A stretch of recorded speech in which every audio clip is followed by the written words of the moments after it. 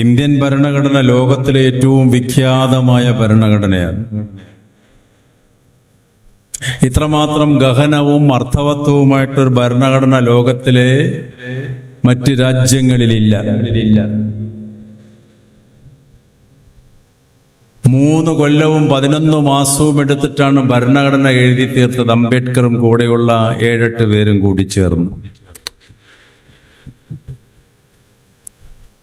KM Munshi, Alladi Krishnaswamy Iyer, Ranganatha Reddy തുടങ്ങിയിട്ടുള്ള മഹാപണ്ഡിതന്മാർ, കേരളത്തിൽ നിന്നുള്ളൊരു വനിത ദാക്ഷായണി വേലായുധൻ, ഇവരൊക്കെ ചേർന്നുകൊണ്ടാണ് ഭരണഘടനയ്ക്ക് രൂപകൽപ്പന നടത്തുന്നത്. അതിന്റെ ദൗർഭാഗ്യകരമായ വസ്തുത, ഇന്ത്യയിൽ ഇന്ന് 141 കോടി ജനങ്ങളുണ്ട്. ഈ 141 കോടി ജനതയിൽ 90% ആൾക്കാരും ഈ ഭരണഘടന വായിച്ചിട്ടില്ല എന്നുള്ളതാണ്. ഈ ഇരിക്കുന്ന നിങ്ങളും അതിൽ പെടും. അതാണ് ഇന്ത്യക്കാരന്റെ പൗരബോധം. ഇപ്പൊ വളർന്നു വരുന്ന കുട്ടികൾക്കൊന്നും ഭരണഘടന എന്താണെന്ന് തന്നെ അറിയില്ല. പഠിപ്പിക്കുന്ന ടീച്ചർമാർക്ക് ഒട്ടും അറിയില്ല. അങ്ങനത്തെ ഒരു സാമൂഹിക രാഷ്ട്രീയ വിദ്യാഭ്യാസ അന്തരീക്ഷത്തിലാണ് നമ്മൾ ജീവിക്കുന്നത് തന്നെ. എന്തിനു വേണ്ടിയിട്ടാണ് ഈ ഭരണഘടന രൂപകൽപ്പന ചെയ്തത്? ബ്രിട്ടീഷ് സാമ്രാജ്യത്വം 190 കൊല്ലം ഈ രാജ്യം ഭരിച്ച് എല്ലാവിധ അധിനിവേശ പ്രക്രിയകളിലൂടെ ഇന്ത്യയുടെ സാമൂഹിക രാഷ്ട്രീയ സാമ്പത്തിക സാംസ്കാരിക മേഖലകളെ മുഴുവൻ നിയന്ത്രിച്ച് എല്ലാം കൊള്ളയടിച്ച് ഇന്ത്യയിൽ നിന്ന് കൊണ്ടുപോയി ഈ രാജ്യത്തിലെ ജനതയെ മുഴുവൻ ജാതിയുടെയും മതത്തിന്റെയും വർണ്ണത്തിന്റെയും ലിംഗത്തിന്റെയും പേരിൽ വേർതിരിച്ച് വിഭാഗീയതയുടെ പാതയിലൂടെ നടത്തിക്കൊണ്ടതിന്റെ ഫലമായിട്ട് ഇന്ത്യയുടെ വിഭജനമുണ്ടായി. ലക്ഷക്കണക്കിന് മനുഷ്യന്മാരാണ് 947 ഓഗസ്റ്റ് മാസത്തിൽ വടക്കു പടിഞ്ഞാറൻ അതിർത്തികളിലും കിഴക്കൻ അതിർത്തികളിലും മരിച്ചു വീണത്. ഇന്ത്യയുടെ പല ഭാഗങ്ങളിലും സ്വാതന്ത്ര്യ സമര കാലഘട്ടങ്ങളിൽ ഒരുപാട് പേര് മരിച്ചു വീണു. ഇന്ന് ആരിതൊക്കെ ഓർക്കുന്നു? ഇന്നത്തെ യുവതലമുറയ്ക്ക് മഹാത്മാഗാന്ധി ആരാണെന്ന് എന്തറിയാം?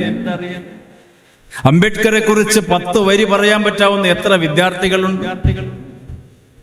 രക്ഷിതാക്കന്മാര് തന്നെ വിരളമായിരിക്കും. എന്തിനു വേണ്ടിയിട്ടാണ് ഇവരൊക്കെ മരിച്ചു വീണത്? സാമ്രാജ്യത്വത്തിന്റെ വെടിയുണ്ടകളേറ്റുകൊണ്ട് ഇന്ത്യയുടെ വിരിമാറിൽ പിടഞ്ഞു മരിച്ചത് ഈ രാഷ്ട്രത്തിന്റെ സ്വാതന്ത്ര്യം നേടാനാണ്. അവർ നേടിത്തന്ന സ്വാതന്ത്ര്യത്തിലെ വഴിയോരങ്ങളിൽ നിന്ന് റോസാതലങ്ങൾ ഇട്ടത് കൊണ്ടാണ് നമ്മൾക്കിന്ന് നടന്നു പോകാൻ പറ്റുന്നത്. അവര് നടന്നത് കല്ലും മുള്ളും നിറഞ്ഞ പാതയിലൂടെയായിരുന്നു. രാജ്യത്തിലെ മനുഷ്യനെ സ്നേഹിച്ച് മതജാതി വിഭാഗത്തിനതീതമായി ഇന്ത്യയിലെ മനുഷ്യന്മാരെ ചേർത്ത് പിടിച്ച മഹാത്മാവിനെ വെടിവെച്ചു കൊന്നു ഇവർ സംഘപരിവാർ. ഇന്ന് മഹാത്മാവിനെ കുറിച്ച് അറിയാൻ ആർക്കും താല്പര്യമില്ല. ഇന്ത്യയുടെ ഭരണഘടനാ ശില്പിയുടെ രാഷ്ട്രീയ സാമൂഹിക സംഭാവനകളെ കുറിച്ച് അറിയാൻ താല്പര്യമില്ല. ഇന്ത്യയുടെ പ്രധാനമന്ത്രി ജവഹർലാൽ നെഹ്റു ഈ രാജ്യത്തിന് സംഭാവന ചെയ്ത മതേതര സോഷ്യലിസ്റ്റ് ജനാധിപത്യ ചിന്തകളെ കുറിച്ച് അറിയരുത് ഇന്ത്യൻ ജനത എന്നാണ് ഇന്നത്തെ ഭരണകൂടം പറയുന്നത്. എന്നാൽ അറിയണമെന്ന് വാശി പിടിക്കുന്ന ജനതയുണ്ടോ? അങ്ങനെ വാശി പിടിക്കുന്ന ജനതയും വളരെ വിരളമാണ്. ഇന്നിപ്പോ നേരത്തെ സൂചിപ്പിച്ചതുപോലെ വായനാ ദിനമാണ്. ഇന്ന് രാവിലെ കണക്ക് വന്നു ലോകത്തിലെ ഇന്റർനാഷണൽ ഏജൻസികളുടെ. വായനയൊന്നും കുറഞ്ഞിട്ടില്ല. ലോകത്തിൽ ഈ കഴിഞ്ഞ 2 വർഷത്തിൽ 55 ലക്ഷം കോടി രൂപയുടെ പുസ്തകം വിറ്റു. അതിൽ ഇന്ത്യയിൽ നിന്ന് വിറ്റത് 1 ലക്ഷം കോടി രൂപയുടെ പുസ്തകം. ആ 1 ലക്ഷം കോടി രൂപയിൽ തന്നെ 90,000 കോടി പുസ്തകം കുട്ടികൾക്ക് പഠിക്കാനുള്ള പാഠപുസ്തകങ്ങളാണ് വിറ്റഴിച്ചത് ഇന്ത്യയിൽ. ബാക്കി 10,000 കോടി സാഹിത്യ, നോവൽ, കഥ, ചരിത്ര, മത ഗ്രന്ഥങ്ങൾ വിറ്റഴിക്കപ്പെട്ടിട്ടുള്ളൂ. അപ്പൊ വായന കുറയുന്നുണ്ട്. ഗഹനമായ വായന തീരെയില്ല. വിശുദ്ധ ഖുർആൻ അർത്ഥം മനസ്സിലാക്കി വായിച്ചവർ എത്രയുണ്ട് ഈ രാജ്യത്ത്? രാമായണവും മഹാഭാരതവും വായിച്ചവർ എത്രയുണ്ട്? ഉപനിഷത്തും ബൈബിളും വായിച്ചവർ എത്രയുണ്ട്? ഇതൊക്കെ ഒരു വഴിപാട് പോലെ പലരും കൊണ്ട് നടക്കുന്നു എന്ന് മാത്രം. അർത്ഥം മനസ്സിലാക്കി വായിച്ചാൽ ഇവിടെ മതസംഘർഷവും സ്പർദ്ധയൊന്നുമില്ല. മതമൗലികവാദികൾ സംഹാര നൃത്തമാവുന്നത് മതദർശനങ്ങളെ ദുർവ്യാഖ്യാനിക്കുന്നത് കൊണ്ടാണ്. അത് പ്രവാചകന്മാരുടെ കുഴപ്പമല്ല, മതപൗരോഹിത്യത്തിന്റെ കുഴപ്പമാണ്. എല്ലാ മതപൗരോഹിത്യവും അബദ്ധ ജടിലമായ വർത്തമാനം പറയുന്നു എന്നല്ല ഞാൻ പറയുന്നത്. പക്ഷെ ബഹുഭൂരിഭാഗം മതപൗരോഹിത്യവും ജനങ്ങളെ വിഭാഗീയവൽക്കരിക്കുന്നു. അത് ഇന്ത്യ പഠിപ്പിച്ചു കൊടുത്ത പാഠമല്ല. എത്രയോ സഹസ്രാബ്ദങ്ങൾക്ക് മുമ്പ് ഇന്ത്യയിൽ ചിന്തകളുണ്ടായി, ദർശനങ്ങളുണ്ടായി. വിവിധ ചിന്താസരണികളിലൂടെ ഇന്ത്യയുടെ സമൂഹം വളർന്നു വന്നു. 4000 കൊല്ലം എന്ന് പറയുന്നു, 5000 എന്ന് പറയുന്നു. എത്രയോ സഹസ്രാബ്ദങ്ങൾക്ക് മുമ്പ് ഇന്ത്യയിൽ പല ചിന്തകളും ഉടലെടുത്തു. ഇവിടെ വേദങ്ങളും ഉപനിഷത്തുകളും ഉണ്ടായത് 2900 കൊല്ലങ്ങൾക്ക് മുമ്പേ. ചരിത്രപരമായി പരിശോധിക്കുമ്പോൾ ആ വേദങ്ങളിലും ഉപനിഷത്തുകളും പുരോഗമനവാദങ്ങളുണ്ട്, യാഥാസ്ഥികവാദങ്ങളുണ്ട്. അതൊക്കെ ഉണ്ടായിട്ട് എത്രയോ നൂറ്റാണ്ടുകൾ കഴിഞ്ഞിട്ടാണ് ഇന്ത്യയിലേക്ക് വിശുദ്ധ ഖുർആനും വിശുദ്ധ ബൈബിളും കടന്നു വന്നത്. ഇവിടെ ബുദ്ധൻ ജനിച്ചു, ജൈനൻ ജനിച്ചു, സിഖ് മതം ജനിച്ചു. ഹിന്ദുമതവും സിഖ് മതവും ബുദ്ധമതവും ജൈനമതവും ജനിച്ച നാടാണിത് ഇന്ത്യ. ഇസ്ലാമിനെയും ക്രൈസ്തവരെയും ആശ്ലേഷിച്ച് സ്നേഹമസൃണമായിട്ട് കെട്ടിപ്പിടിച്ചുകൊണ്ട് ജീവിച്ച നാടാണ് ഇന്ത്യ. 6 മതങ്ങളുടെ കേളീരംഗമാണ് ഇന്ത്യ. ആ ഇന്ത്യയിൽ ഇന്ന് മതവും ജാതിയും ഭാഷയും വേഷവും പറഞ്ഞ് ജനങ്ങൾ തമ്മിലടിച്ച് ചാകുന്നു. സ്വാതന്ത്ര്യം കിട്ടിയിട്ട് 79 വർഷം കഴിഞ്ഞിട്ടും നാണമില്ലേ നമുക്ക് പൗരന്മാരാണെന്ന് പറയാൻ? നമ്മൾ എന്താ അതിനെതിരായിട്ട് ശബ്ദിക്കാത്തത്? നിങ്ങൾ ഈ പ്രദേശത്ത് ശബ്ദിക്കുന്നുണ്ടോ? അങ്ങ് പഞ്ചാബിൽ എന്ത് നടന്നാൽ എനിക്കെന്താ? മണിപ്പൂരിൽ എന്ത് നടന്നാൽ എനിക്കെന്താ? ഗുജറാത്ത് കലാപം നടന്നാൽ കേരളത്തിൽ ഇവിടെ പുന്നൂറുകുളത്ത് എന്താ പ്രശ്നം? ഒരു പ്രശ്നവുമില്ല. ഇന്ത്യൻ ജനതയുടെ പ്രതികരണ ശേഷി നഷ്ടപ്പെട്ടു. അതാണ് RSSന്റെ ഏറ്റവും വലിയ വിജയം. പ്രതികരിക്കാത്ത ഇന്ത്യൻ സമൂഹത്തിനെ അവർ സൃഷ്ടിച്ചു കഴിഞ്ഞ 3-4 ദശകങ്ങളായി. Well planned orchestrated strategy. നിശബ്ദമായിട്ടാണ് RSS പ്രവർത്തിച്ചത് 100 കൊല്ലം. ലോകത്തിലെ ഏറ്റവും വലിയ മിലിറ്റന്റ് സംഘടനയാണ് RSS, മുസാദ് കഴിഞ്ഞാൽ. RSSന്റെ പ്രവർത്തനം എന്ന് പറഞ്ഞാൽ അത്ഭുതാവഹമാണ്. കോടിക്കണക്കിന് വീടുകളിൽ കയറിയിട്ടാണ് അവർ ആശയപ്രചരണം നടത്തുന്നത്. 100 കൊല്ലമായി. ഇന്നിപ്പോ കഴിഞ്ഞ 12 കൊല്ലം 14 കൊല്ലമായി ഇന്ത്യ ഭരിക്കുകയാണ്. സമഗ്ര മേഖലകളിലും സർവാധിപത്യമാണ് സംഘപരിവാറിന്റെ, ഹിന്ദുത്വവാദ ശക്തികളുടെ. എങ്ങനെ അംബേദ്കർ പിറന്ന നാട്ടിൽ, ഗാന്ധിജി പിറന്ന നാട്ടിൽ, നെഹ്റുവും മൗലാന ആസാദും പിറന്ന നാട്ടിൽ, ഈ വിശുദ്ധ ഗ്രന്ഥങ്ങൾ അവരുടെ സിദ്ധാന്തങ്ങൾ പ്രചരിപ്പിച്ച നാട്ടിൽ സംഘപരിവാർ ഇന്ത്യയുടെ ആധിപത്യത്തിൽ വന്നു. അതിന്റെ കാരണം ഇന്ത്യൻ ജനത പ്രതികരിക്കുന്നില്ല. അനീതി കണ്ടാൽ പ്രതികരിക്കുന്നില്ല, അധർമ്മം കണ്ടാൽ പ്രതികരിക്കുന്നില്ല, അസഹിഷ്ണുത കണ്ടാൽ പ്രതികരിക്കുന്നില്ല. അംബേദ്കർ ഭരണഘടന എഴുതിയിട്ട് ആമുഖം, ഭരണഘടനയുടെ ആമുഖം വായിക്കണം. ഈ ഹാളിൽ കുറെ കുട്ടികൾ ഇരിക്കുന്നുണ്ട്, വിദ്യാർത്ഥികൾ.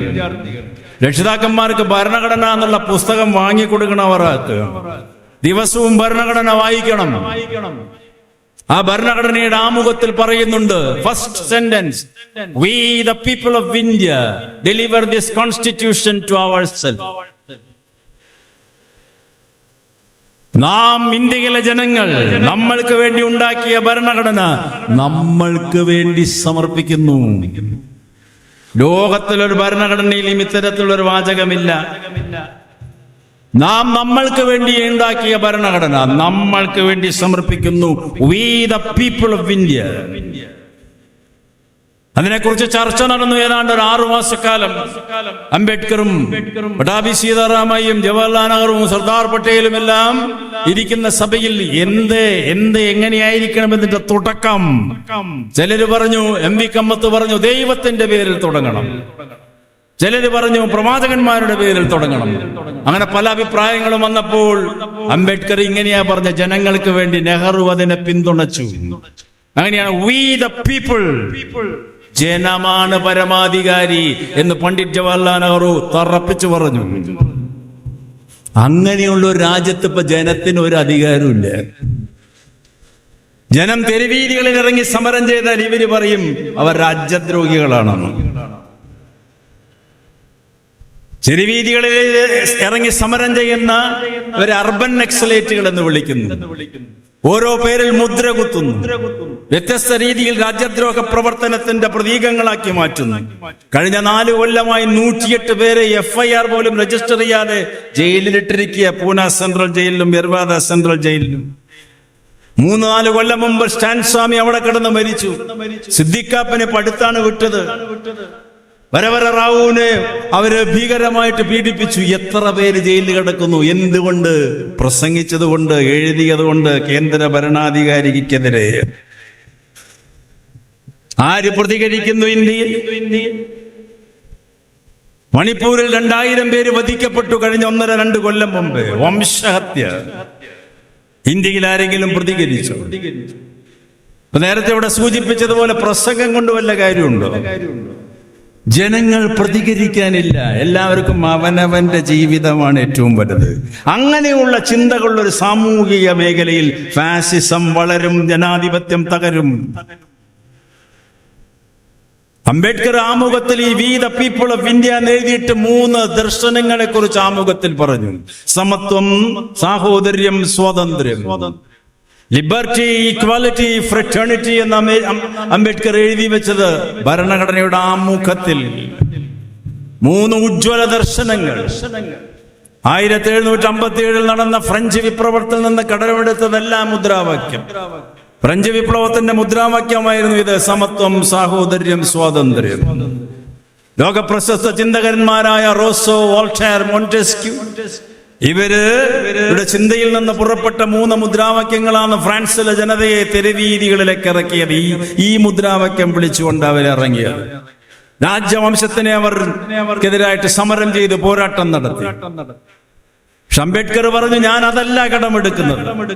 ഇന്ത്യൻ സ്വാതന്ത്ര്യ സമരത്തിന്റെ തീച്ചൂളയിൽ നിന്ന്, അനുഭവത്തിന്റെ ഒരുപാട് ജ്വാലകൾ പൊട്ടിപ്പുറപ്പെട്ട മണ്ണിൽ, ചോരപ്പുഴയൊഴുകിയ മണ്ണിൽ, ഈ രാജ്യത്തിലെ കോടാനുകോടി വരുന്ന മനുഷ്യരുടെ ജീവിതത്തിന്റെ ബ്രിട്ടീഷ് സാമ്രാജ്യത്വം തച്ചു തകർക്കപ്പെടുമ്പോൾ അവരുടെ രോഷാഗ്നിയില്ലേ, ആ രോഷാഗ്നിയിൽ നിന്നാണ് ഈ 3 വാക്കുകളെ ഞാൻ ഉത്ഭവിപ്പിക്കുന്നത്. അതാണ് ഈ ഭരണഘടനയുടെ ആമുഖം: സ്വാതന്ത്ര്യം, സമത്വം, സാഹോദര്യം. 1949 നവംബർ മാസം 26-ാം തീയതി അംബേദ്കർ ഈ ഭരണഘടന അവതരിപ്പിച്ചു കോൺസ്റ്റിറ്റ്യൂവന്റ് അസംബ്ലിയിൽ. അനർഗളമായ ഇംഗ്ലീഷ് ഭാഷയിൽ അദ്ദേഹത്തിന്റെ പ്രസംഗം. ജവഹർലാൽ നെഹ്റു, സർദാർ പട്ടേൽ, പട്ടാഭി സീതാറാമയ്യ, രാജഗോപാലാചാരി, അവസാനത്തെ വൈസ്രോയ് ആയിരുന്ന ലോർഡ് മൗണ്ട് ബാറ്റൻ, അങ്ങനെ പ്രഗത്ഭമതികൾ മുഴുവൻ ഇരിക്കുന്ന വേദിയിലാണ് അംബേദ്കറുടെ പ്രസംഗം. എന്താണ് ഭരണഘടന? പ്രസംഗം കേട്ട് കോരിത്തെരിച്ചിരിക്കുകയാണ് ലോകം മുഴുവൻ. അംബേദ്കറെ മാതിരി ഒരു പണ്ഡിതൻ ഇന്ത്യൻ ദേശീയ നേതാക്കളിൽ വേറെ ആളില്ല.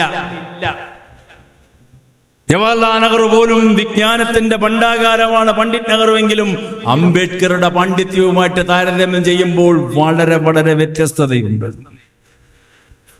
32 ഡിഗ്രിയും ബിരുദാനന്തര ബിരുദവുമുള്ള ആളാണ് ഡോക്ടർ BR അംബേദ്കർ. ഇന്നും അന്നും ലോകത്തിലെ ഏറ്റവും വലിയ സർവകലാശാലകളിൽ ഒന്നായ കൊളംബിയ യൂണിവേഴ്സിറ്റി, ഓക്സ്ഫോർഡ് യൂണിവേഴ്സിറ്റികളിൽ നിന്ന് PhD, പൊളിറ്റിക്കൽ സയൻസ്, ഇക്കണോമിക്സിലൊക്കെ PhD അംബേദ്കർക്ക് 1920-കളിൽ. ലണ്ടൻ സ്കൂൾ ഓഫ് ഇക്കണോമിക്സിൽ നിന്ന് ഡോക്ടറേറ്റ്, സെന്റ് സ്റ്റീഫൻ കോളേജിൽ നിന്ന് പ്രൊഫസർ പദവി, യേൽ ഇൻസ്റ്റിറ്റ്യൂട്ടിൽ നിന്ന് ഡോക്ടറേറ്റ്, ബ്രിട്ടനിലെ ഇംഗ്ലണ്ടിലെ ഏറ്റവും വലിയ ഇന്റലക്ച്വൽ സ്ഥാപനമായ ഗ്രേ ഇൻസ്റ്റിറ്റ്യൂട്ടിൽ നിന്ന് ഡോക്ടറേറ്റ്. അപാര വിജ്ഞാനത്തിന്റെ ഭണ്ഡാകാരം. ആ മനുഷ്യൻ പഠിക്കാത്ത വിഷയമില്ല, ചർച്ച ചെയ്യാത്ത വിഷയങ്ങളില്ല. ആ മനുഷ്യനാണ് ഇന്ത്യയിൽ വന്ന് ഇവിടെ നടക്കുന്ന ജാതിയുടെ പേരിൽ നടക്കുന്ന ഉച്ചനീചത്വത്തിനെ കണ്ട്, ഭീകരമായ മർദ്ദനങ്ങളെ കണ്ട്, ഭീകരമായ തൊട്ടുകൂടായ്മ കണ്ട് മനം നൊന്നുകൊണ്ട് ബ്രാഹ്മണ്യത്തിനെതിരായ പോരാട്ടം നടത്തിയത്. അംബേദ്കറുടെ ജീവിതം എന്ന് പറഞ്ഞാൽ ബ്രാഹ്മണ്യത്തിനെതിരായ പോരാട്ടമാണ്.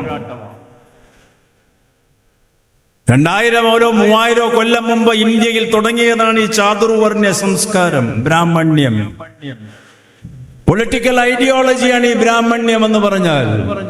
ഇന്നിപ്പോ ഈ ദിവസം വരെ ഇന്ത്യ ഭരിക്കുന്നത് ഈ ചാതുർവർണ്ണ്യ സംസ്കാരത്തിന്റെ വക്താക്കളാണ്. അത് നെഹ്റുവിന്റെ കാലത്തായാലും ഇപ്പോഴത്തെ കാലത്തായാലും ചാതുർവർണ്ണ്യം ഇന്ത്യയെ അടക്കി ഭരിക്കുകയാണ്. ബ്രാഹ്മണ ക്ഷത്രിയ വൈശ്യ ശൂദ്ര. ബ്രാഹ്മണ്യമാണ് ഇന്ത്യയുടെ ജനങ്ങളുടെ അധിപതി എന്നാണ് ഇവർ പറഞ്ഞ് പഠിപ്പിക്കുന്നത്. പൗരോഹിത്യം ഇന്ത്യയിൽ 3-ാം നൂറ്റാണ്ട് മുതൽ ഏതാണ്ട് ഇത് ആരംഭിച്ചു.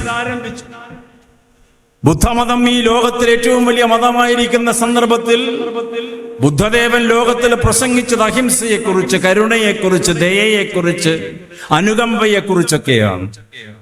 അഷ്ടാംഗപാതയാണ് ബുദ്ധൻ പറഞ്ഞത്. 8 പാതകളിലൂടെ ജീവിക്കുക. അവസാനം നിങ്ങൾ കണ്ടെത്തും നിങ്ങൾ തന്നെയാണ് ദൈവം, വേറെ ദൈവമില്ല എന്നാ ബുദ്ധൻ പ്രഖ്യാപിച്ചത്. നിങ്ങൾ തന്നെയാണ് ദൈവം. അത് പറഞ്ഞ നാടാണിത്.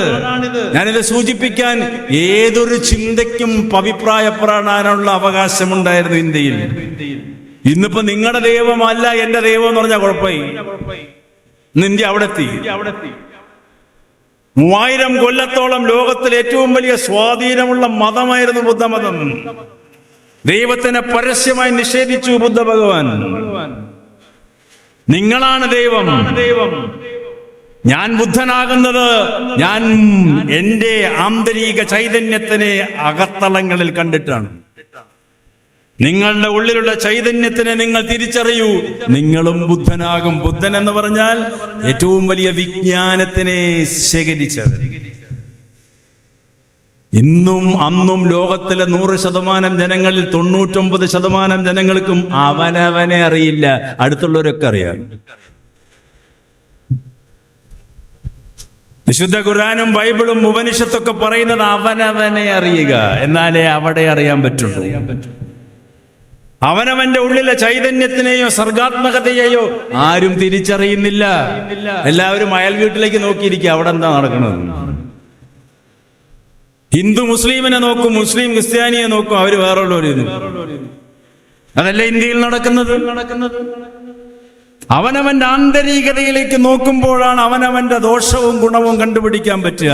അങ്ങനെ കണ്ടുപിടിച്ച ആന്തരികതയെ ഉദ്ദീപിപ്പിച്ച മഹാത്മാവിന്റെ പേരാണ് മോഹൻദാസ് കരംചന്ദ് ഗാന്ധി. വേറെ ആളെ കുറിച്ച് പരദൂഷണം പറയാൻ ഗാന്ധിക്ക് നേരമുണ്ടായിരുന്നില്ല. നമ്മുടെ ഇടയിൽ 2 ആൾ കൂടി അപ്പ പറയും മൂന്നാമത്തെ കുറിച്ച് കുറ്റം. അതാണ് നമ്മുടെ മലയാളികളുടെ പ്രത്യേകിച്ചുള്ള സ്വഭാവം. ക്രിയാത്മകതയായിരുന്നു അവരുടെ മുഖലക്ഷണങ്ങൾ. സർഗചൈതന്യത്തിനെ ഉണർത്തിക്കൊണ്ടുവരിക. അംബേദ്കർ അതാ ചെയ്തത്.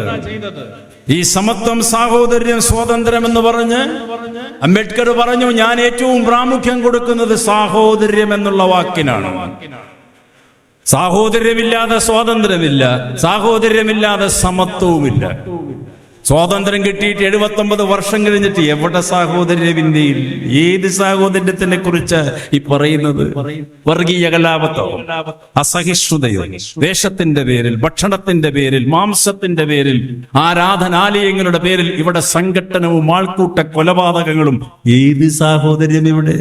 ഏത് ഭരണഘടന ഇവിടെ? ഏത് സ്വാതന്ത്ര്യം ഇവിടെ? ഇത് ചിന്തിക്കണമെങ്കിൽ നമ്മൾ ഗഹനമായി ഓരോ ദിവസവും ഈ രാജ്യത്തെക്കുറിച്ച് ചിന്തിക്കണം. ഉപരിപ്ലവമായി ഒരു നേതാവ് പറഞ്ഞു ഒരു കാര്യം, അതിന്റെ പിന്നാലെ നടക്കുകയല്ല വേണ്ടത്. ജനങ്ങൾ ചിന്തിക്കണം. ജനങ്ങളുടെ മസ്തിഷ്കം നേതാവിന് അടിയറ വെക്കണ്ട. ഏത് പാർട്ടിയിലെ നേതാവായാലും അവരവരുടെ അണികൾ സ്വന്തം ചിന്തിക്കണം.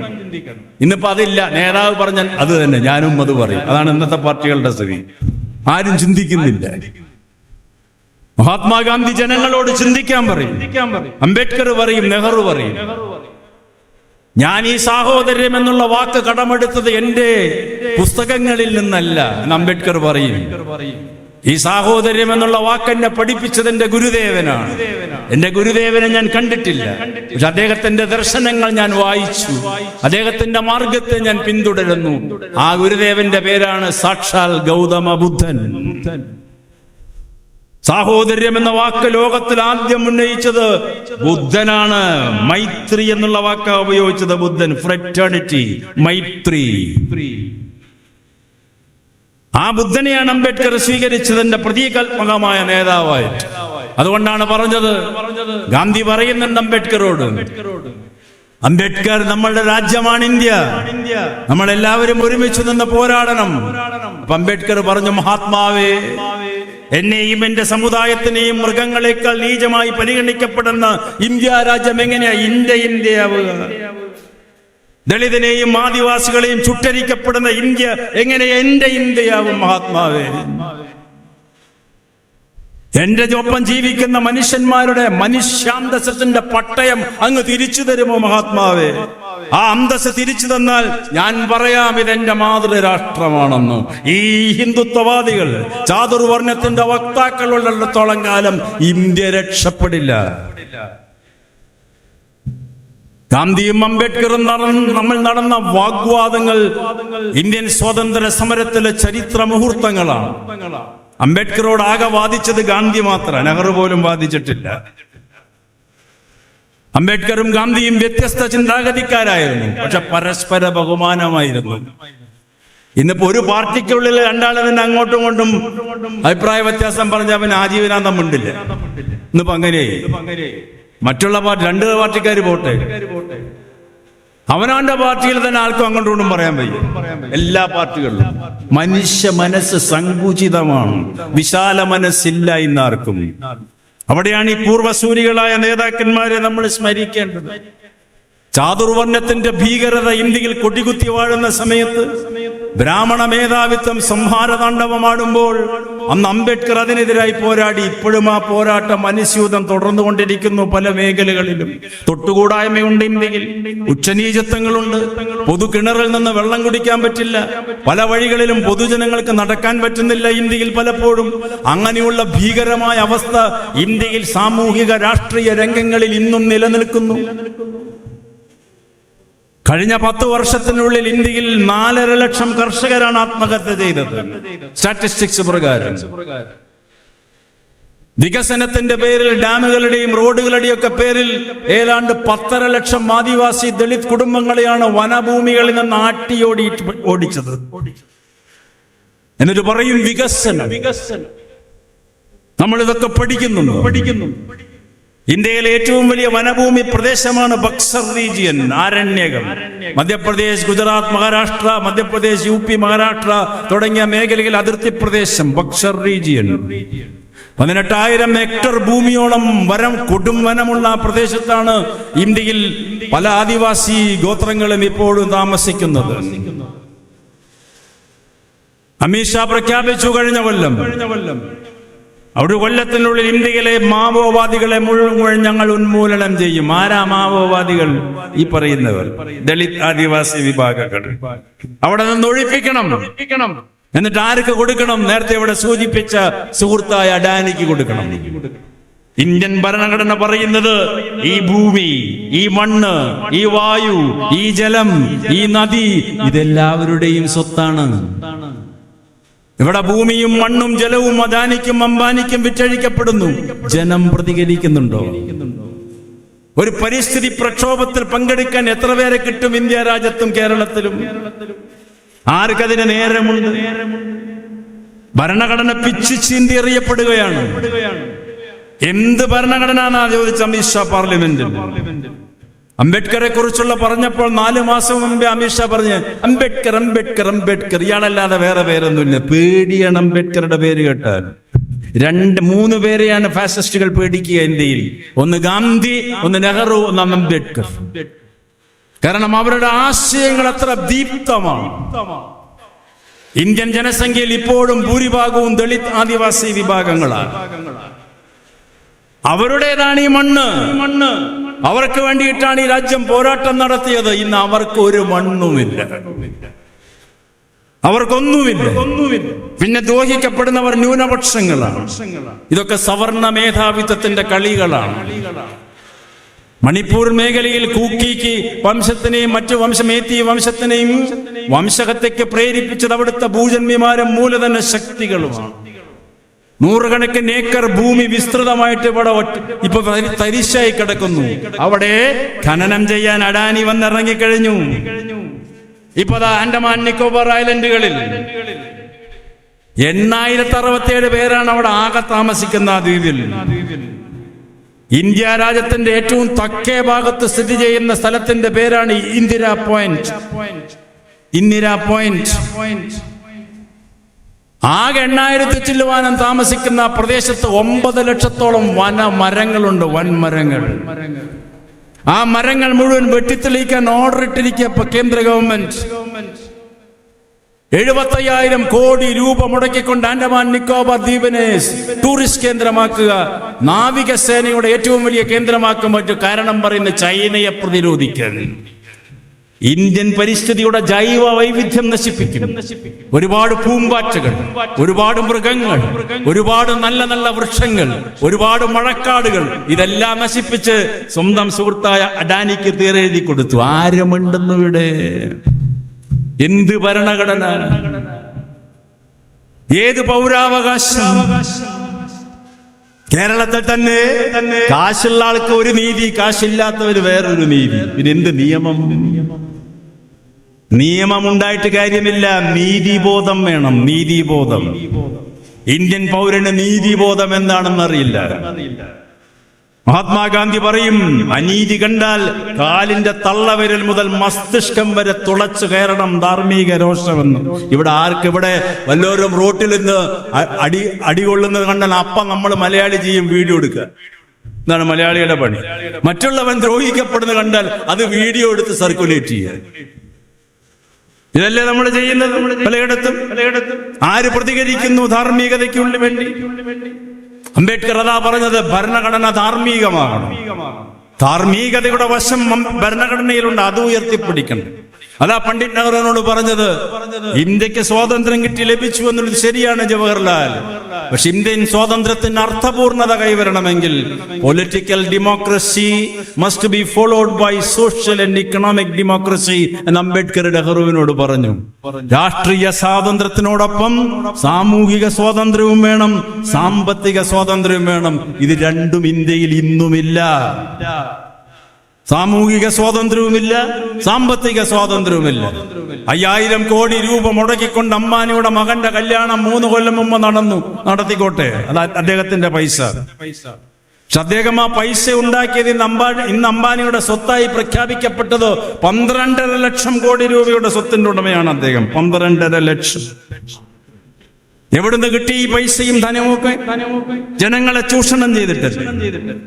അങ്ങനെ ഒരാളുടെ മകന്റെ വിവാഹം നടന്നപ്പോൾ മറുഭാഗത്ത് എന്താണുള്ളത്? സ്വാതന്ത്ര്യം കിട്ടിയിട്ട് 79 വർഷം കഴിഞ്ഞിട്ട് ഒരാൾ 5000 കോടി രൂപ മുടക്കിക്കൊണ്ട് വിവാഹം നടക്കുമ്പോൾ മറുഭാഗത്ത് ഈ ഇന്ത്യയിൽ പലയിടത്തും കേരളം വിട്ട് ഡൽഹി വരെ സഞ്ചരിച്ചാൽ നമുക്ക് കാണാം 200-300 രൂപയ്ക്ക് ദിവസക്കൂലിക്ക് വേണ്ടി പണിയെടുക്കുന്നവര്, 2 നേരം ആഹാരം കിട്ടാത്തവര്, ശുദ്ധജലമില്ലാത്തവര്, ശുദ്ധവായു കിട്ടാത്തവര്, സഞ്ചാര സ്വാതന്ത്ര്യമില്ലാത്തവര്, അഭിപ്രായ സ്വാതന്ത്ര്യമില്ലാത്തവര്, ആവിഷ്കാര സ്വാതന്ത്ര്യമില്ലാത്തവര്, പിന്നെ എന്ത് സ്വാതന്ത്ര്യം?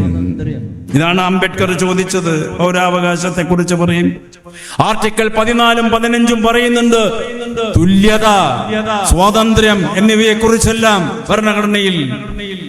അതൊക്കെ ഇവിടെ നിഷ്കാസനം ചെയ്യപ്പെടുന്നു. ഒരു പ്രത്യേക മതത്തിന് മാത്രമേ ആരാധനാ സൗകര്യങ്ങളുള്ളൂ. മറ്റൊരു മതത്തിനെ ചൂണ്ടിക്കൊണ്ട് അവരുടെ പള്ളികൾ പൊളിക്കപ്പെടുന്നു. ക്രൈസ്തവ ദേവാലയങ്ങളും മുസ്ലിം ദേവാലയങ്ങളും തകർക്കപ്പെട്ടു. അംബേദ്കർ പറഞ്ഞിട്ടുണ്ടോ അത്? നെഹ്റു പറഞ്ഞിട്ടുണ്ടോ അത്? ഗാന്ധിജി പറഞ്ഞിട്ടുണ്ടോ അത്? ആരാധനാലയങ്ങൾക്ക് സഹിഷ്ണുതയോടുകൂടി, സാഹോദര്യത്തോടുകൂടി, സഹവർത്തിത്വത്തോടുകൂടി നിലനിൽക്കാൻ പോലുമുള്ള സാഹചര്യം സ്വാതന്ത്ര്യം കിട്ടിയിട്ട് 79 വർഷം കഴിഞ്ഞിട്ടുള്ള ഇന്ത്യയിൽ ഇല്ല. നമ്മൾ പ്രതികരിക്കുന്നുണ്ടോ? ഓരോ മതത്തിലും 100 വിഭാഗീയതകൾ. ഹിന്ദുവിൽ ബ്രാഹ്മണനും ക്ഷത്രിയനും, കേരളത്തിൽ നായരും ഈഴവനും പട്ടരും മേനോനും ഒക്കെ ഉണ്ട്. മുസ്ലിം സമുദായത്തിൽ സുന്നി, മുജാഹിദ്, ഷിയ മുഴുവനും, ക്രിസ്ത്യൻ സമൂഹത്തിൽ പ്രൊട്ടസ്റ്റന്റിനും കത്തോലിക്കനും ജാക്കബൈറ്റ്സും സുറിയാനിയും മാർത്തോമയും എല്ലാം ഉണ്ട്. പടച്ച തമ്പുരാൻ ഇതിനെയൊക്കെ ഉണ്ടാക്കിയിട്ടുണ്ടോ? എവിടെയെങ്കിലും എഴുതി വെച്ചിട്ടുണ്ടോ? പൗരോഹിത്യം ഉണ്ടാക്കുന്നതല്ലേ ഇതെല്ലാം? പല ഐതിഹ്യങ്ങളുടെ കൂട്ടുപിടിച്ചുകൊണ്ട് പ്രപഞ്ചത്തിന്റെ നാഥൻ സൃഷ്ടിച്ചത് മനുഷ്യനെയല്ലേ? ആ വിശ്വാസത്തിനെ ഒന്നും ആരും ചോദ്യം ചെയ്യുന്നില്ല. കമ്മ്യൂണിസ്റ്റ് പാർട്ടികളും ചോദ്യം ചെയ്യില്ല. മനുഷ്യനെ സൃഷ്ടിച്ചതാണ്, മനുഷ്യൻ സൃഷ്ടിക്കപ്പെട്ടു. പിന്നെ ആരാ ബാക്കിയുള്ളതൊക്കെ സൃഷ്ടിച്ചു? വിഭാഗീയവൽക്കരിക്കാൻ വേണ്ടി മനുഷ്യ ഹൃദയത്തിനെ തരം തരംതാക്കി വിഭജിച്ചുകൊണ്ട് വിശ്വാസങ്ങളെ അടിച്ചേൽപ്പിക്കുന്നു. അതിന്റെ പ്രഥമ ഉദാഹരണമാണ് ഹിന്ദുത്വവാദികൾ. കെട്ടുകഥകളിലൂടെ, സാങ്കല്പിക കഥകളിലൂടെ ഇന്ത്യൻ ചരിത്രത്തിനെ അവർ വളച്ചൊടിക്കുന്നു. വാത്മീകി എഴുതിയ രാമനല്ല ഇന്ന് RSS പ്രചരിപ്പിക്കുന്ന രാമൻ. കാരണം അവർക്കത് പ്രചരിപ്പിച്ചാൽ ജനം വിശ്വസിക്കുമെന്ന് അവർക്കറിയാം. കാരണം RSSനെ പോലെ അതറിയാവുന്നവർ വേറെ ഇല്ല ഇന്ത്യയിൽ. ഇന്ത്യയിലെ 80% ഹിന്ദുക്കളും വാത്മീകി രാമായണം വായിച്ചിട്ടില്ല എന്ന് അവർക്കറിയാം. അമ്പലങ്ങളിൽ രാമായണ മാസങ്ങളിൽ, കർക്കിടക മാസത്തിൽ രാമായണ മാസം ഉണ്ടല്ലോ. പല അമ്പലങ്ങളിൽ ഒന്ന് പോയി നോക്കൂ. കേൾക്കാൻ ഒരു 10-15 ആളുണ്ടാവും, ചെല്ലുന്ന ഒരാളുണ്ടാവും. ചെല്ലുന്ന ആൾക്കും കേൾക്കുന്ന ആൾക്കും ഇതിന്റെ അർത്ഥം മനസ്സിലാവൂല. അതല്ലേ ഇന്ത്യയിലെ സ്ഥിതി? രാമായണം ദുർവ്യാഖ്യാനിക്കപ്പെട്ടു. വാത്മീകിയുടെ രാമനാകെ 3 തവണയാ യുദ്ധം ചെയ്തത്. 12ാമത്തെ വയസ്സിൽ വിശ്വാമിത്ര മഹർഷിയോടൊപ്പം കാട്ടിൽ ചെന്ന് രാക്ഷസൻ യാഗം മുടക്കുന്ന രാക്ഷസന്മാരെ കൊല്ലാൻ. പിന്നീട് സീതാന്വേഷണത്തിന് പോകുമ്പോൾ വഴിയിൽ വെച്ച് വാനര രാജാവായ ബാലിയെ കൊല്ലാൻ. 3ാമത് ലങ്കാ ചക്രവർത്തി രാവണനെ കൊല്ലാൻ.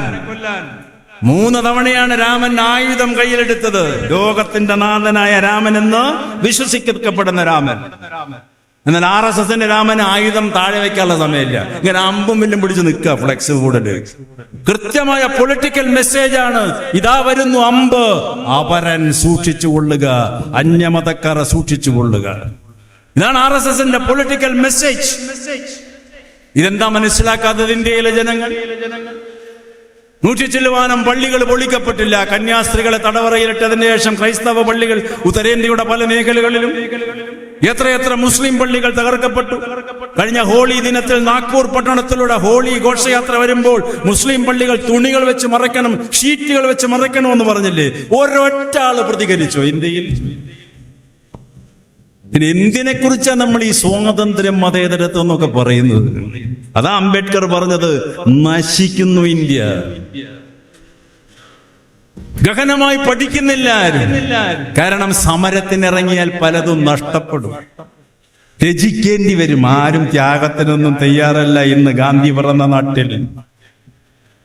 ഗാന്ധി ജയിലിൽ ഒരു മുറിയിൽ കിടക്കുകയാണ്. അപ്പുറത്ത് കസ്തൂർബായുണ്ട് മറ്റേ മുറിയിൽ.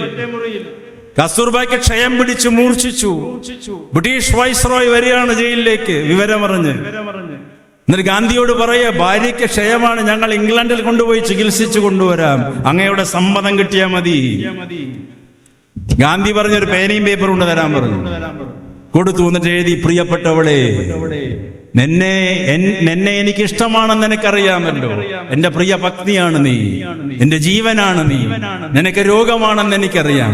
ബ്രിട്ടീഷ് വൈസ്രോയ് പറയുന്നു നിന്നെ ലണ്ടനിൽ പോയി ചികിത്സിച്ചു കൊണ്ടുവരാമെന്ന്. എന്നോട് ഈ ജയിലിൽ നിന്ന് ഇറങ്ങി എന്റെ മുറിയിൽ വന്ന് നിന്നെ കാണാൻ പറയുന്നു. പക്ഷെ പ്രിയപ്പെട്ടവളെ, നിനക്കെന്നെ അറിയാമല്ലോ. ഞാൻ ഈ ജയിലിൽ നിന്ന് പുറത്തിറങ്ങി നിന്നെ വന്ന് കണ്ടാൽ ഞാൻ ഇന്ത്യൻ സ്വാതന്ത്ര്യ സമരത്തിന് ഒറ്റിക്കൊടുക്കലാണ്. അതുകൊണ്ട് പ്രിയതമേ, നീ ജീവിച്ചാൽ നമുക്ക് കാണാൽ, മരിച്ചാൽ നീ സ്വർഗലോകത്തിലേക്ക് പോയിക്കൊള്ളൂ. അതാണ് ഈ രാഷ്ട്രപിതാവിന്റെ പാരമ്പര്യം. ആ പാരമ്പര്യമുള്ള നാട്ടിലാണ് ബ്രിട്ടീഷുകാരന്റെ ചെരുപ്പ് 11 പ്രാവശ്യം നക്കി തുടച്ചവർ ഇന്ന് രാജ്യം ഭരിക്കുന്നവര്. ഒരാള് പ്രതികരിക്കുന്നില്ല ഇന്ത്യയിൽ. ചരിത്രമറിയണം നമ്മൾ, ഭരണഘടന പഠിക്കണം നമ്മൾ. ആർക്കും ഒരു ധാർമ്മിക രോഷമുണ്ടാകുന്നില്ല, പേടിയാണ്. ഫാസിസത്തിന്റെ ഏറ്റവും അടുത്ത കൂട്ടുകാരന്റെ പേരാണ് ഭയം. സംഘപരിവാർ എല്ലാവരെയും ഭയപ്പെടുത്തി നിർത്തിയിരിക്കുന്നു. ഒരാൾക്കൊന്നും മിണ്ടാൻ പറ്റില്ല. ജനാധിപത്യ മേഖല മുഴുവൻ തകർത്തു തരിപ്പണമാകുന്നു. പ്രതിപക്ഷ കക്ഷികളുടെ MP-മാരെ വിലയ്ക്ക് വാങ്ങുന്നു. തൃണമൂൽ കോൺഗ്രസിനെ വിലയ്ക്ക് വാങ്ങി. ഇനി നാളെയും മറ്റന്നാളായിട്ട് വേറെ പാർട്ടികളെ വിലയ്ക്ക് വാങ്ങും. ഇന്ത്യൻ ജനത പ്രതികരിക്കുന്നില്ല. പണത്തിന്റെ ആധിപത്യം, ജനാധിപത്യം പോയി പണാധിപത്യമായി. മൂലധന ശക്തികളുടെ സംഹാരതാണ്ഡവം. ഇത് ഭരണഘടനയ്ക്ക് വിരുദ്ധമല്ലേ? അതാണ് അംബേദ്കർ പറയുന്നത്, ഒരു മനുഷ്യന് ഒരു വോട്ട്, ഒരു വോട്ടിന് ഒരു മൂല്യം. അതിനു വേണ്ടിയിട്ട് അംബേദ്കർ വാദിച്ചത് ഒരു വോട്ടിനും ഒരു മൂല്യത്തിനുമുള്ള രാഷ്ട്രീയ സംവിധാനം ഉണ്ടാകുമ്പോൾ ദളിത് ജനവിഭാഗത്തിനും അവരെ പ്രതിനിധീകരിക്കാൻ ദളിതൻ തന്നെ വേണമെന്ന് അംബേദ്കർ പറഞ്ഞു. അവരുടെ അവകാശങ്ങൾ അവർ തന്നെ പറയണം. പ്രത്യേക മണ്ഡലങ്ങൾ ഉണ്ടാക്കണം. ഇന്ന് ഒരു വീട്ടിൽ തന്നെ 700 വോട്ടാണ്. കണ്ടില്ലേ? 5-6 മാസം മുമ്പ് കർണാടകയിലും മറ്റും ഒരു വീട്ടിൽ തന്നെ 600 വോട്ട്, 700 വോട്ട്. എന്താ ഇന്ത്യൻ ജനാധിപത്യം? എന്തിന്ത്യൻ ഭരണഘടന? ആര് പ്രതികരിക്കുന്നു ഇതിനെതിരായി? പട്ടാപ്പകൾ വോട്ട് ചോരി, പട്ടാപ്പകൾ രാജ്യസഭാ സീറ്റ് ചോരി. ഇതല്ലേ ഇന്ത്യയിൽ നടക്കുന്നത്? ഏത് ഭരണഘടന ഇന്ത്യയിൽ അനുവർത്തിക്കപ്പെടുന്നത്? എന്റെ ജീവശ്വാസമാണ് ഭരണഘടന, എന്റെ ജീവശ്വാസമാണ് എന്റെ രാഷ്ട്രം എന്ന് പറഞ്ഞ ആളാണ് അംബേദ്കർ. ചാതുർവർണ്ണത്തിന്റെ വേദഗ്രന്ഥമായ മനുസ്മൃതി ഈ ബ്രാഹ്മണ്യത്തിനെതിരായിട്ട് അദ്ദേഹം പട്ടാപ്പകലിരുത്ത് കത്തിച്ചു. 2 ഇഞ്ച് ആഴമുള്ളൊരു കുഴി കുഴിച്ച് മനുസ്മൃതി എന്ന ഗ്രന്ഥം അവിടെ വെച്ച് 100 കണക്കിന് ആൾക്കാർ കൂടി നിന്ന സമയത്ത് അദ്ദേഹം അത് കത്തിച്ചു. 3 ബാനറുകൾ എഴുതി വെച്ചു. ഉച്ചനീചത്വത്തിന്റെ അവസാനം, ജാതി ചിന്തയുടെ ശ്മശാനം, ബ്രാഹ്മണ്യം നശിക്കട്ടെ. 3 ബാനറുകൾ എഴുതി വെച്ച് ആ പന്തലിൽ ഒരാളുടെ ഫോട്ടോ മാത്രം തൂക്കിയിട്ട് അംബേദ്കർ മോഹൻദാസ് ഗാന്ധിയോട് എന്നിട്ട് പറഞ്ഞു, വേണമെങ്കിൽ കണ്ടോ. ഗാന്ധിയോടുള്ള അഭിപ്രായ വ്യത്യാസം അപ്പോഴും ഉണ്ട്. ഗാന്ധി ജാതി ചിന്തയ്ക്കെതിരായിട്ടുള്ള പ്രസ്താവനകൾ ആദ്യഘട്ടത്തിലൊന്നും ഇറക്കിയിരുന്നില്ല. അവസാനമാണ് അതിനോട് യോജിക്കുന്നത്. ഗാന്ധി കേരളത്തിൽ വരുന്നുണ്ട് 2-3 തവണ. ശ്രീനാരായണ ഗുരുദേവനെ കാണുന്നുണ്ട് ഗാന്ധി.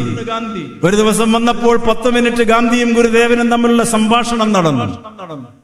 ആ സംഭാഷണം ഗഹനമായ സംഭാഷണമായിരുന്നു. ആ സംഭാഷണത്തിന്റെ ഒടുവിൽ ഗാന്ധിജി ചോദിച്ചു ശ്രീനാരായണ ഗുരുദേവനോട്, ഗുരുദേവ, ഈ ഹിന്ദുമതം എന്തെങ്കിലും രക്ഷപ്പെടുവോ? ഗുരുദേവന്റെ ഒരു മറുപടി ഉണ്ട്, മഹാത്മാവേ, അങ്ങ് ഇനി ഒരു ജന്മം ജനിച്ചാലും ഇത് രക്ഷപ്പെടാൻ പോകുന്നില്ല. കാരണം ചാതുർവർണ്യമാണ്. ഗുരു പറഞ്ഞത് ഒരു ജാതി, ഒരു മതം, ഒരു ദൈവം. ഇന്ന് ഗുരുവിന്റെ അനുയായികൾ എന്ന് പറയുന്നവരെ തന്നെ ഗുരുവിനെ വേണ്ട. ശ്രീനാരായണ ഗുരുദേവൻ ഇപ്പൊ എവിടെയിരിക്കുന്നത്? ലോകം കണ്ട, ഇന്ത്യ കണ്ട ഏറ്റവും വലിയ താത്വികാചാരനായ ഗുരുദേവൻ ഇപ്പൊ എവിടെയിരിക്കുന്നത്? കാസർഗോഡ് മുതൽ തിരുവനന്തപുരം വരെ സഞ്ചരിച്ചാൽ 4-5 കിലോമീറ്റർ ഇടപെട്ട് കണ്ണാടിക്കൂട്ടിൽ ഇങ്ങനെ ഇരിക്കുന്നുണ്ട് ഗുരുദേവൻ. വേറെ എവിടെയാ ഗുരുദേവനുള്ളത്? ഗുരുദേവന്റെ ആശയങ്ങളെ ആർക്കും വേണ്ട. വിവേകാനന്ദന്റെ ആശയങ്ങൾ ആർക്കും വേണ്ട. പരിശുദ്ധ ഖുർആന്റെ നല്ല വചനങ്ങൾ ആർക്കും വേണ്ട. ബൈബിളിന്റെ നല്ല വചനം വേണ്ട. ഉപനിഷത്തിന്റെ നല്ല വചനം വേണ്ട. പൗരോഹിത്യത്തിന്റെ പ്രാകൃത ചിന്താഗതികളും മൂലധന ശക്തികളുടെ ലാഭത്തിന്റെ രാഷ്ട്രീയവും ജീർണിച്ച രാഷ്ട്രീയ സംസ്കാരവും മാത്രമേ ഇന്ത്യക്ക് വേണ്ടൂ. പിന്നെ എങ്ങനെയാ ഭരണഘടന വിജയിക്കുക? അതിന് നമ്മളും മറിയാതെയും കൂട്ടുനിൽക്കുന്നു. അംബേദ്കർ പറയുന്നുണ്ട്, 1-ാം വട്ടമേശ സമ്മേളനത്തിന് പോയി. അന്ന് ഗാന്ധി ഇന്ത്യയിലേക്ക് വന്നിട്ടില്ല. 1916 വന്നിട്ട് അംബേദ്കർ പോയിട്ട് ഉജ്ജ്വലമായ പ്രസംഗം നടത്തി. ബ്രിട്ടീഷ് ലണ്ടൻ ടൈംസും ഗാർഡിയനും അംബേദ്കറുടെ പ്രസംഗം ഫോട്ടോ സഹിതം അച്ചടിച്ചു വന്നു. ആ പ്രസംഗം വായിച്ച്, പേപ്പറിൽ വായിച്ച് തന്റെ ഫോട്ടോ കൊണ്ട് അംബേദ്കർ ഒരു കത്ത് എഴുതുകയാണ്. പ്രിയപ്പെട്ട രമേ, നമ്മുടെ ജീവിതം ദുരിതപൂർണമാണ്. നമ്മളെ എപ്പോഴും പീഡിക്കപ്പെടുന്നു. നമ്മൾ പാർശ്വവൽക്കരിക്കപ്പെടുന്നു, പട്ടിണി കിടക്കുന്നു, തൊഴിലില്ല നമ്മുടെ വിഭാഗത്തിന്.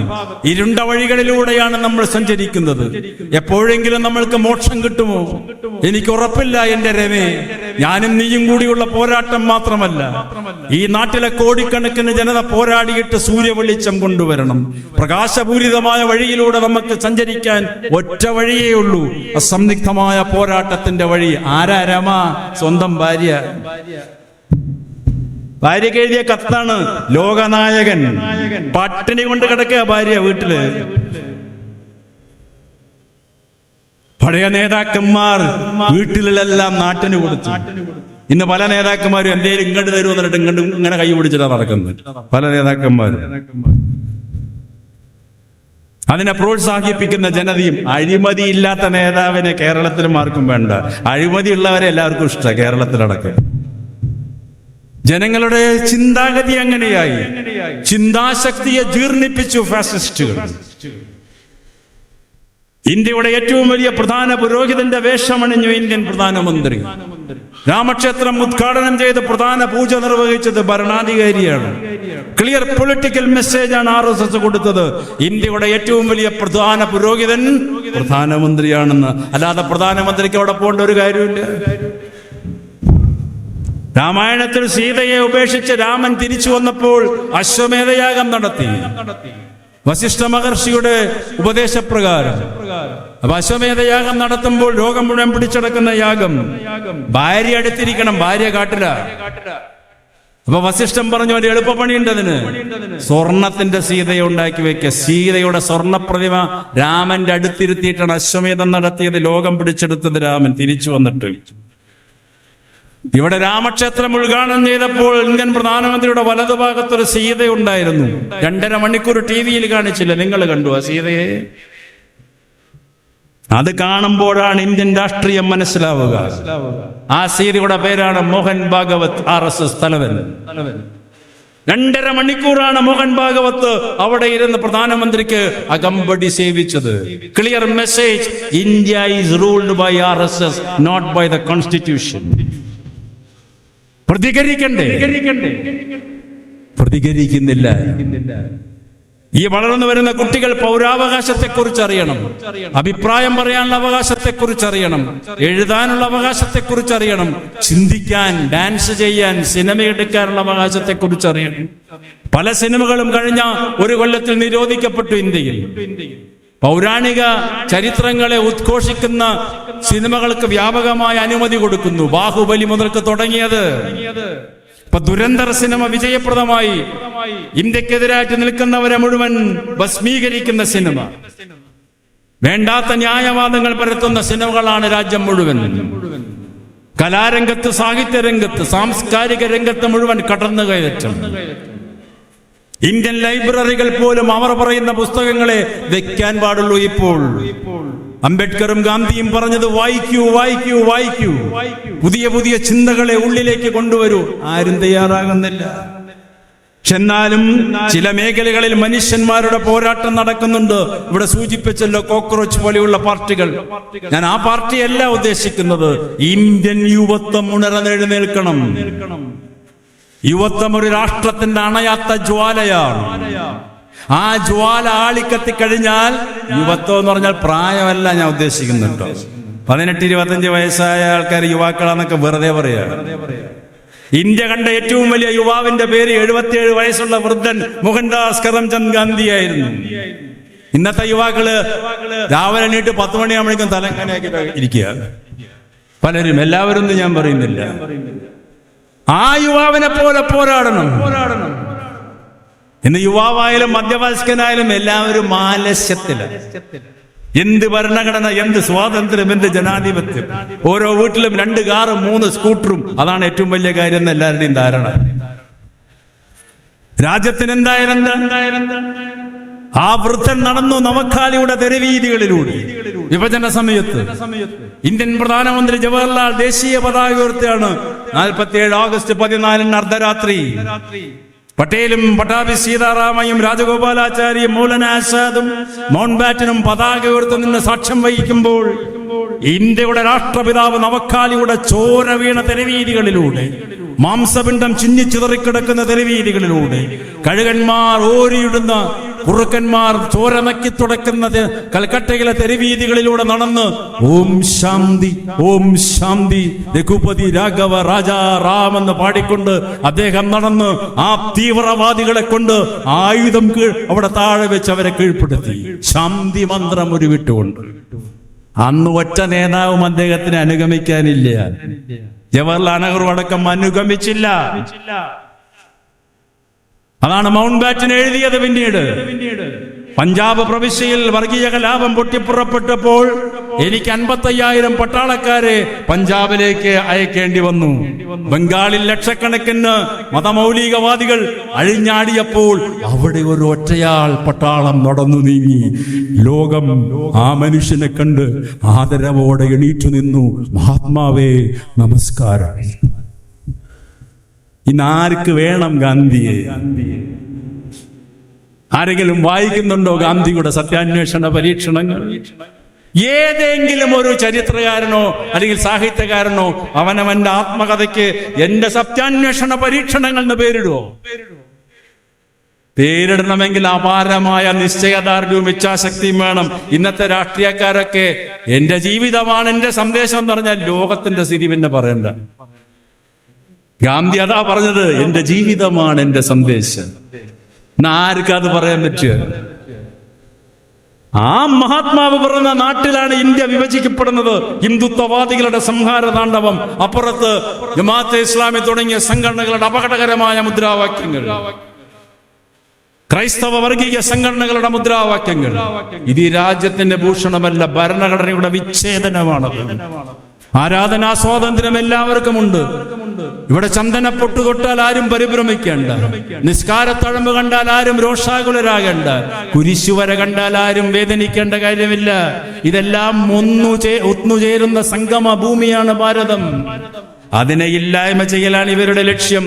ഗോൾവാൾക്കർ 1930കളിൽ എഴുതിയ വിചാരധാരയിൽ കൃത്യമായി പറയുന്നു, ഈ RSSന്റെ ഏറ്റവും വലിയ ലക്ഷ്യം ഹിന്ദു രാഷ്ട്രമുണ്ടാക്കലാണെന്ന്.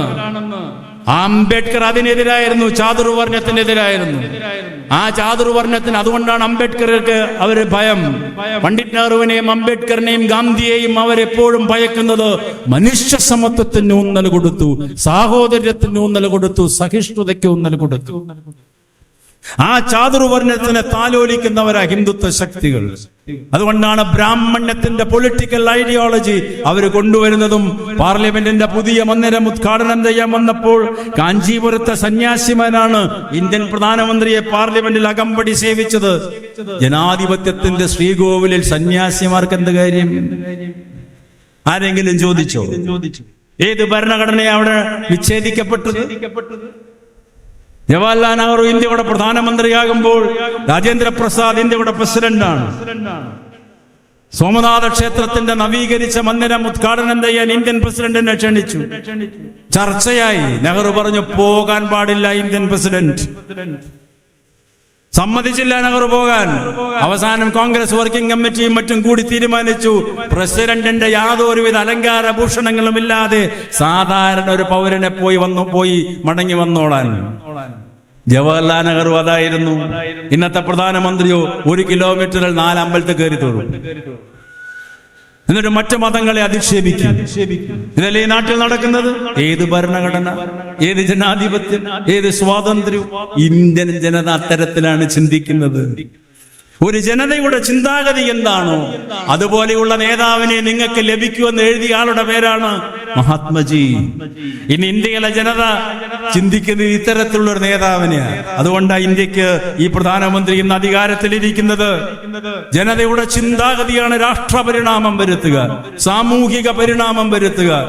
ആ മാനസികമായിട്ടുള്ള വിശാലത കൈവരിക്കണമെങ്കിൽ വായന വേണം, ലോകത്തിനെ അറിയണം, മനുഷ്യരെ കുറിച്ചറിയണം.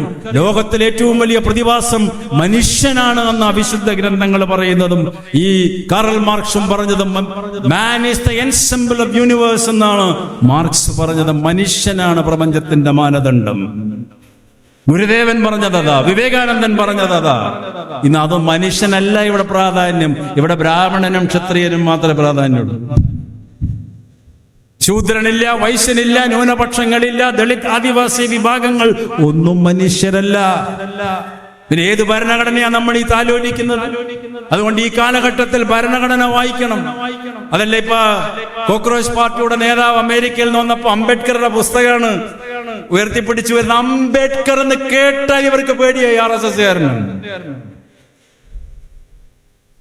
അത്രമാത്രം ആശയത്തിന്റെ പ്രചണ്ഡ പ്രചാരകനാണ് അംബേദ്കർ, മനുഷ്യത്വ ആശയത്തിന്റെ. ഇന്ത്യൻ ജനസംഖ്യയിൽ ബഹുഭൂരിഭാഗം ഇപ്പോഴും അവളാണ്. അംബേദ്കറിസം വലിയ ശക്തമായ ആയുധമാണ്. മനുഷ്യനീതിയുടെ പോരാട്ടത്തിന്റെ പ്രതീകമാണത്. അംബേദ്കർ പറയുന്നത് ഈ രാജ്യത്തിന്റെ ജനങ്ങളെ കുറിച്ച്, രാഷ്ട്ര നിർമ്മാണ പ്രക്രിയകളെ കുറിച്ച്. ഒരു രാഷ്ട്രം പുനർനിർമ്മിക്കപ്പെടണമെങ്കിൽ എല്ലാവരും ഉൾക്കൊള്ളുന്ന രാഷ്ട്രമാകണം. എന്നാൽ RSS പറയുന്ന രാഷ്ട്രം എക്സ്ക്ലൂഷൻ ആണ്, ഇൻക്ലൂഷൻ ഇല്ല, ഉൾക്കൊള്ളലില്ല, പുറത്താക്കലാണ്. ഞങ്ങളല്ലാത്തവരാരും വേണ്ട, എല്ലാവരും പുറത്തു പോയിക്കൊള്ളൂ. അതല്ല SIR. എത്ര പേരെ പുറത്താക്കി? ആരെങ്കിലും പ്രതികരിക്കുന്നുണ്ടോ? ലക്ഷക്കണക്കിന് മനുഷ്യന്മാരെയല്ലേ വോട്ടർ പട്ടികയിൽ നിന്ന് പുറത്താക്കിയത്. പ്രമുഖ രാഷ്ട്രീയ പ്രസ്ഥാനങ്ങൾക്ക് പോലും പ്രതികരിക്കാൻ പറ്റിയില്ലല്ലോ അസംദിഗ്ധമായ രീതിയിൽ. ഇന്ത്യക്ക് എന്തു പറ്റി? അത് പറ്റാനുള്ള കാരണം നമ്മുടെ മനസ്സൊക്കെ മുരടിച്ച് മരവിച്ച് കഴിഞ്ഞു. സോഷ്യൽ മീഡിയയിൽ അഡിക്റ്റ് ആയി പോയി നമ്മൾ. ലോകത്തിലെ ഏറ്റവും വലിയ മാന്ത്രികന്റെ പേര് ഞാൻ പറയാ മാർക്ക് സുക്കൻബർഗ് എന്നാണ്. ഫേസ്ബുക്ക് ഉടമസ്ഥൻ, വാട്സാപ്പ് ഉടമസ്ഥൻ. എല്ലാ മനുഷ്യനും ഇന്ന് ലേറ്റസ്റ്റ് സ്റ്റാറ്റിസ്റ്റിക്സ് പറയുന്നത്, അൽഗോരിതം എക്സ്പെർട്സ് പറയുന്നത്, ഒരു ആ കുട്ടികളുടെ പ്രായമുള്ള കുട്ടികൾ ഒരു ദിവസം 12 മണിക്കൂർ ഇതിൽ ചെലവഴിക്കുന്നത്. ഇതിൽ നല്ല കാര്യമുണ്ട് കേട്ടോ. 12 മണിക്കൂർ ഒരു ദിവസം ചെലവഴിച്ചാൽ ഒരു മാസം 390 മണിക്കൂർ ജീവിതത്തിന്റെ പകുതിയിലധികം പോവുകയാണ്. Where are we heading to? കുട്ടികൾ കരഞ്ഞ അപ്പ കൊടുക്കും ഒരു ഫോണ് രക്ഷിതാവ്. മിണ്ടാതിരിക്കാൻ നല്ല എളുപ്പമാർഗം. അങ്ങനെയുള്ള സമൂഹത്തിൽ അംബേദ്കർ എവിടെ, ഗാന്ധി എവിടെ, നെഹ്റു എവിടെ? ഇതിൽ വരുന്ന നല്ല കാര്യങ്ങൾ പഠിക്കാം, അതിന് കുഴപ്പമൊന്നുമില്ല. രാജ്യത്തിന്റെ സമസ്ത മേഖലകളിലും ഇത്തരത്തിലുള്ള വംശഹത്യയുടെയും ഉന്മൂലന പ്രക്രിയയുടെയും ജാതിമത ചിന്തകളുടെയും ഛിദ്രവാസനകളുടെയും ആശയങ്ങൾ ആധിപത്യം സ്ഥാപിച്ചു കഴിഞ്ഞു. അതാണ് സംഘപരിവാറിന്റെ ലക്ഷ്യം. അതാണ് മുസ്ലിം ചരിത്രത്തിനെ നിഷേധിക്കുന്നു, ക്രിസ്ത്യൻ ചരിത്രത്തിനെ നിഷേധിക്കുന്നു, ഹിന്ദു വിഭാഗത്തിലെ തന്നെ താഴേക്കിടയിലുള്ള ചരിത്രത്തിനെ നിഷേധിക്കുന്നു. ബ്രിട്ടീഷുകാർ ഭരിക്കുമ്പോൾ ആദ്യം ഇന്ത്യ ചരിത്രം എഴുതിയത് JS മിൽ എന്ന സ്കോട്ടിഷ് ചരിത്രകാരനാണ്. മഹാറാണി എഴുതാൻ ആവശ്യപ്പെട്ടതാ. ജോൺ സ്റ്റുവാർട്ട് മിൽ എന്ന് പറയുന്ന ചരിത്രകാരൻ എഴുതിയ പുസ്തകത്തിന്റെ പേരാണ് ഇന്ത്യ. എന്തിന്ത്യ? ഹിന്ദു ഇന്ത്യ, മുസ്ലിം ഇന്ത്യ, ബ്രിട്ടീഷ് ഇന്ത്യ. 3 വിഭാഗീയത ചാപ്റ്ററുകൾ ആ പുസ്തകത്തിൽ അച്ചടിച്ചത്. അന്ന് തുടങ്ങിയ ഇന്ത്യയിൽ വർഗീയവൽക്കരണം ബ്രിട്ടീഷ് കാലഘട്ടത്തിൽ. ആ പുസ്തകം പഠിച്ചവരാ 100 കൊല്ലം ഇന്ത്യയിലെ വിദ്യാർത്ഥികൾ. പിന്നീട് 20-ാം നൂറ്റാണ്ടിന്റെ തുടക്കത്തിലാണ് ഇന്ന് ജീവിച്ചിരിക്കുന്ന റമീല താപ്പറും ദിവംഗതനായ ബിപിൻ ചന്ദ്രയും സതീഷ് ചന്ദ്രയും മുതല എല്ലാവരും കൂടി പുതിയ പുസ്തകം എഴുതിയത്. Ancient India, medieval India, modern India എന്നുള്ള പുസ്തകം. നമ്മളൊക്കെ പഠിക്കുന്ന കാലത്ത് അതാ പഠിച്ചത്, ഡിഗ്രിക്കൊക്കെ. അതുവരെ പഠിപ്പിച്ചത് ഹിന്ദു ഇന്ത്യ, മുസ്ലിം ഇന്ത്യ, ക്രിസ്ത്യൻ ഇന്ത്യ എന്നല്ല, ബ്രിട്ടീഷ് ഇന്ത്യ. അവിടെയാണ് അവർ മുഗൾ രാജവംശത്തിനെ ഇല്ലായ്മ ചെയ്യണമെന്ന് തീരുമാനിച്ചത്. RSS പറയുന്നു മുഗൾ രാജവംശത്തിനെ കുറിച്ച് പഠിപ്പിക്കരുത്, ടിപ്പു സുൽത്താനെ കുറിച്ച് പഠിപ്പിക്കരുത്, ഗാന്ധിവധം പഠിപ്പിക്കരുത്, മൗലാന ആസാദിനെ പഠിപ്പിക്കരുത്, ഗുരുദേവന്റെ ആശയങ്ങൾ പ്രചരിപ്പിക്കരുത്. എന്ത് ജനാധിപത്യ പ്രക്രിയയാണ്? അക്ബറിന്റെ പടനായകൻ ക്ഷത്രിയനായ രാജ ടോഡർമാലിന്റെ സഹോദരിയുടെ പേര് യശോദാബായ്. ആ സഹോദരിയാണ് അക്ബർ കല്യാണം കഴിച്ചത്. തന്റെ ഭാര്യയായ രജപുത്ര സ്ത്രീക്ക് വേണ്ടി ആരാധന നടത്താൻ കൃഷ്ണക്ഷേത്രം പണി കഴിപ്പിച്ചു കൊടുത്തു കൊട്ടാരത്തിൽ അക്ബർ. തന്റെ മന്ത്രിസഭയില് 12 പേരിൽ 9 പേര് ബ്രാഹ്മണന്മാരായിരുന്നു. അക്ബറിന്റെ മന്ത്രിസഭയിൽ 3 പേരെ മുസൽമാൻ ഉണ്ടായിരുന്നു. ഹിന്ദു മുസ്ലിം മൈത്രിക്ക് വേണ്ടി ദിന്നില്ലാഹി എന്നുള്ള മതം സ്ഥാപിച്ചു. അക്ബർ നാമ എന്നുള്ള ഗ്രന്ഥം എഴുതിച്ചു പണ്ഡിതന്മാരെ കൊണ്ട്. എങ്ങനെ ഇന്ത്യ ഭരിക്കപ്പെടണം, എന്താണ് ഡീസെൻട്രലൈസേഷൻ ഓഫ് പവർ, എന്താണ് അധികാരം, ഇതൊക്കെ അക്ബറാണ് ആ പുസ്തകത്തിൽ എഴുതിയത്. ഇന്ത്യക്കാർക്ക് അധികാര വികേന്ദ്രീകരണം പഠിപ്പിച്ചു കൊടുത്തത് അക്ബറാണ്. മകനായ ഷാജഹാന്റെ മകൻ എഴുതി ഉപനിഷത്തുകളുടെ തർജിമ, 54 ഉപനിഷത്തുകൾ തർജിമ ചെയ്തു.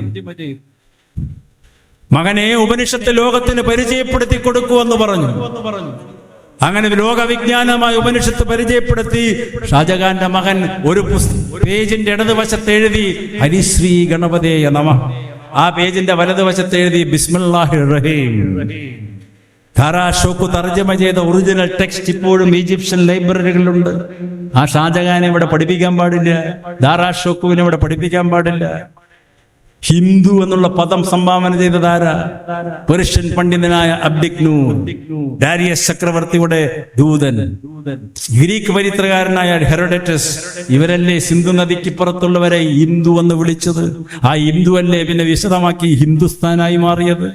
ആ പദം പോലും മുസൽമാൻ സംഭാവന ചെയ്തതാ ഇന്ത്യയിൽ. ഈ ചരിത്രത്തിനെയൊക്കെ വളച്ചൊടിക്കുന്നു. ഇങ്ങനെ ചരിത്രധ്വംസനത്തിലൂടെ, വിദ്യാഭ്യാസവൽക്കരണത്തിലൂടെ. അപ്പൊ PM ശ്രീ പദ്ധതിയൊക്കെ ഇപ്പൊ കേരളത്തിലല്ലേ? PM ശ്രീ വന്നാൽ പിന്നെ ഈ പറഞ്ഞ ചരിത്രമൊന്നുമില്ല, സംഘപരിവാറിന്റെ ചരിത്രമേ ഉള്ളൂ. അത് മനസ്സിലാക്കിക്കൊള്ളണം. അതിന് രാഷ്ട്രീയമൊന്നും വേണ്ട. രാഷ്ട്രീയം എന്തെങ്കിലും ആയിക്കൊള്ളട്ടെ, അന്ധമായ രാഷ്ട്രീയം വേണ്ട. PM ശ്രീ പ്രകാരമുള്ള NCERT സിലബസ് പഠിപ്പിക്കാൻ പാടില്ല. അത് കുട്ടികളുടെ ചിന്തയെ വ്രണപ്പെടുത്തുമെന്നുള്ളതിന് യാതൊരു സംശയവുമില്ല. RSSന്റെ ഏറ്റവും വലിയ തന്ത്രമാണത്. അത് ഒപ്പിട്ടാൽ ഞങ്ങൾ പൈസ തരും. അങ്ങനെയുള്ളൊരു സ്ഥിതിവിശേഷത്തിൽ ഇന്ത്യൻ ഫെഡറലിസത്തിനെ തകർക്കുന്നു, ഇന്ത്യൻ ജനാധിപത്യത്തിനെ തകർക്കുന്നു. ഏത് രാഷ്ട്രീയ പാർട്ടികളും അതിന് കൂട്ടുനിൽക്കാൻ പാടില്ല. ഈ ചരിത്ര ദുർവ്യാഖ്യാനത്തിനെതിരെ, പുരാണ ദുർവ്യാഖ്യാനത്തിനെതിരെ, ഈ രണ്ട് പ്രക്രിയകൾ കൂടിയാണ് ഇന്ത്യൻ ജനതയുടെ മനസ്സിനെ വിഷലിപ്തമാക്കുന്നത്. അതുകൊണ്ട് അംബേദ്കർ പറഞ്ഞത് ഗാന്ധിജിയോട് ഈ ഹിന്ദുമതം രക്ഷപ്പെടില്ല. ഗുരുദേവൻ പറഞ്ഞതും അതാണ്. അവസാനം അംബേദ്കർ ബുദ്ധമതം സ്വീകരിച്ചുകൊണ്ട് പോകുന്നതെല്ലാം. അതൊക്കെ ചരിത്രത്തിന്റെ ഒരുപാട് രംഗങ്ങൾ. വലിയ വലിയ നേതാക്കന്മാര് മുഴുവൻ പറഞ്ഞത് മതേതരത്വമാണ്, ജനാധിപത്യമാണ്, സഹിഷ്ണുതയാണ്, സഹവർത്തിത്വമാണ്. ആ സഹിഷ്ണുതയെയും സഹവർത്തിത്വത്തിനെയും നീതിയെയും സമത്വത്തിനെയും സാഹോദര്യത്തിനെയും ഉയർത്തിപ്പിടിക്കുക എന്നുള്ളതാണ് ഭരണഘടനയുടെ ഏറ്റവും ഉജ്ജ്വലമായ സർഗാത്മകത. അത് ഉയർത്തിപ്പിടിക്കുമ്പോഴാണ് പൗരാവകാശങ്ങൾ സംരക്ഷിക്കപ്പെടുകയുള്ളൂ. ഇവിടുത്തെ പ്രധാനമന്ത്രിക്കും റോഡ് അടിച്ചു തെളിക്കുന്ന ആ ജോലിക്കാരനും ഒരേ അവകാശമാണ്, ഒരേ സ്വാതന്ത്ര്യമാണ്. പ്രധാനമന്ത്രിയും മുഖ്യമന്ത്രിമാരും 10-20 കാറിന്റെ അകമ്പടിയോട് പോകുമ്പോൾ അത് ജനാധിപത്യ ധ്വംസനമാണ്, ഭരണഘടനാ ലംഘനമാണ് എന്ന് നമ്മൾ മനസ്സിലാക്കി. ചെറിയൊരു ഉദാഹരണം ഞാൻ പറയുന്നു എന്നേ ഉള്ളൂ. മഹാത്മാഗാന്ധിയും നെഹ്റുവിന്റെയും രാജേന്ദ്ര പ്രസാദിന്റെയും ഒക്കെ ജീവിതം അറിഞ്ഞാൽ നമുക്കതറിയാം അവരെങ്ങനെ ജീവിച്ചു എന്നുള്ളതിനെ കുറിച്ച്. അങ്ങനെ മനുഷ്യമലം ചുമക്കുന്ന വാൽമീകി എന്ന് പറയുന്ന സമുദായത്തിന്റെ ഒപ്പമാണ് ഗാന്ധിജി താമസിച്ചത് 6 മാസം അവരുടെ കുടിലുകളിൽ. ഇതൊന്നും ചരിത്രം വിസ്മൃതിയിലായി പറയണ്ട. അതുകൊണ്ട് മഹാരഥന്മാരെ ഓർക്കുക.